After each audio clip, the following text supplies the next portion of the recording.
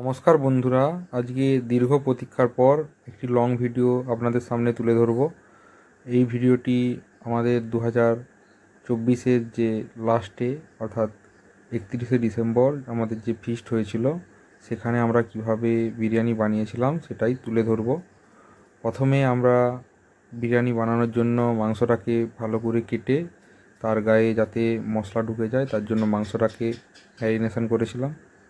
Marination করার জন্য আমরা মাংসের গায়ে সমস্ত ধরনের মশলা দিয়ে দিয়েছিলাম, দিয়ে মাংসটিকে ভালোভাবে মাখিয়ে অনেকক্ষণের জন্য মাংসটিকে রেখে দিয়েছিলাম যাতে মাংসের গায়ে মশলাটি ঢুকে যায়। তারপর আমরা একে একে আলু ভেজে নিয়েছিলাম। তারপর অনেকখানি তেল দিয়ে আমরা মাংসের পিসগুলিকে ভাজবো।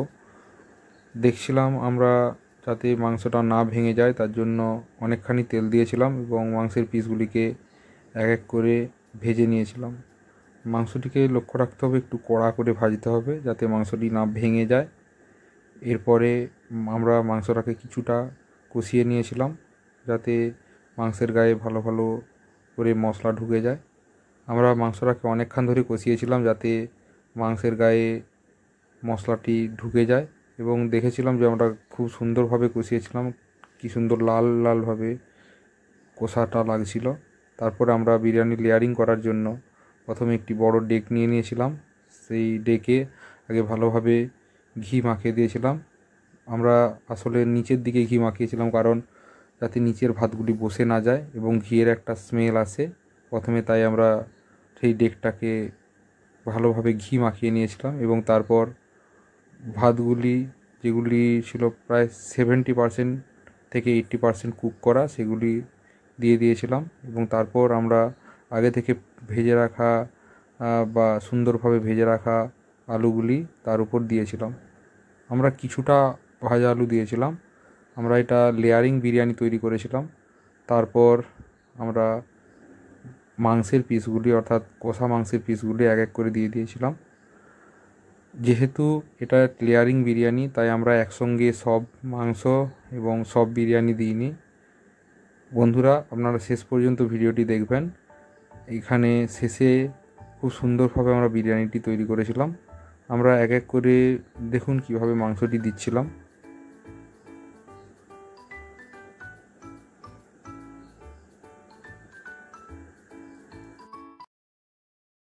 মাংসটি দেওয়ার পর আমরা তার উপর দিয়ে কিছুটা ভাত আবার ছড়িয়ে দিয়ে দিয়েছিলাম। যেহেতু এটা লেয়ারিং বিরিয়ানি তাই আমরা পরপর স্টেপ বাই স্টেপ তৈরি করব। দেখুন আমরা তারপরে সেই ভাজা আলু এবং কষে রাখা মাংসের ওপর আবার ভাত দিয়ে দিয়েছিলাম। দেখুন আমরা কিভাবে ভাতটি দিচ্ছি।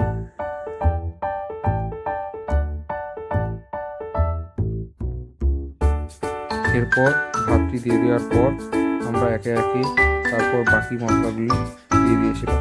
দেখুন কিভাবে আমরা বাকি প্রসেসটি তৈরি করি।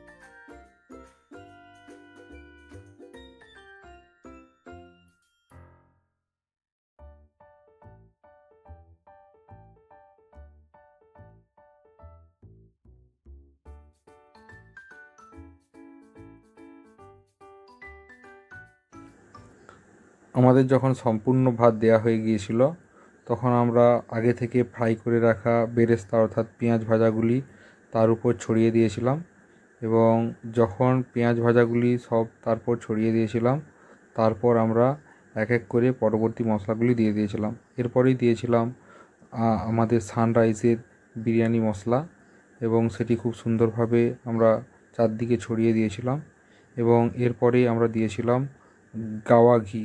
এটি ঘরের তৈরি ঘি, যেটি আমরা দোকান থেকে কিনে এনেছিলাম, কিন্তু যেটি গাওয়া ঘি এবং ঘরের তৈরি ছিল। যাতে ফ্লেভারটি খুব ভালো হয় তাই আমরা এখানে গাওয়া ঘি ইউজ করেছিলাম এবং তারপরে আবার আমরা কিছুটা ভাত দিয়ে দিয়েছিলাম। দেখুন আমরা কিভাবে ভাতটি দিচ্ছি।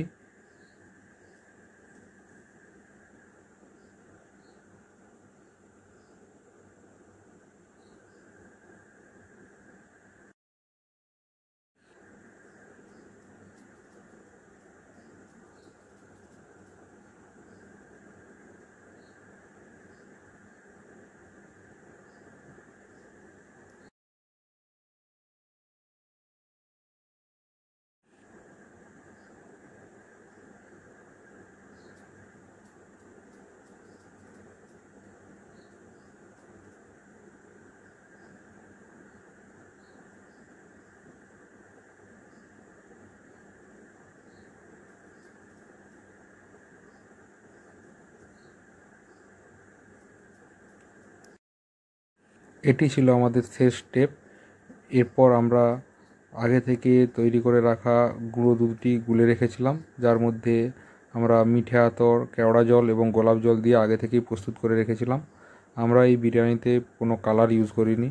যখন আমরা সেই দুধের মিশ্রণটি দিয়ে দিয়েছিলাম, অর্থাৎ দুধ মিশ্রিত কেওড়া জল, গোলাপ জল এবং মিঠে আতরের মিশ্রণটি দিয়ে দিয়েছিলাম, তারপর আমরা আবার একটু বেরেস্তা দিয়েছিলাম এবং তারপর আমরা একটু গরম মশলা দিয়েছিলাম এবং তারপর আবার কিছুটা বিরিয়ানির মশলা দিয়েছিলাম যাতে ভালো করে ফ্লেভারটা আসে। আমরা কিন্তু প্রতিটি স্তরেই এই একই রকমভাবেই করেছি। যেহেতু ফ্লেভারটা আসে তাই আমরা উপর থেকে আবার এক ফোঁটা মিঠে আতর ছড়িয়ে দিয়েছিলাম। মিঠে আতরের একটু স্মেল বেশি তাই এটা দুধের সাথেই গুলে দিয়েছিলাম, কিন্তু যেহেতু বিরিয়ানির পরিমাণটা বেশি তাই আমরা উপর থেকে আর একটু ফ্লেভারের জন্য একটু বেশি মিঠে আতর দিয়েছিলাম। তারপর আমরা বাকি ঘিটা উপর থেকে আবার ছড়িয়ে দিয়েছিলাম। ঘিয়ের যত ফ্লেভার হবে তত বিরিয়ানির স্বাদও বাড়বে, কিন্তু অতিরিক্ত ঘিও ভালো নয়। দেখুন আমরা এরপর কী করেছিলাম।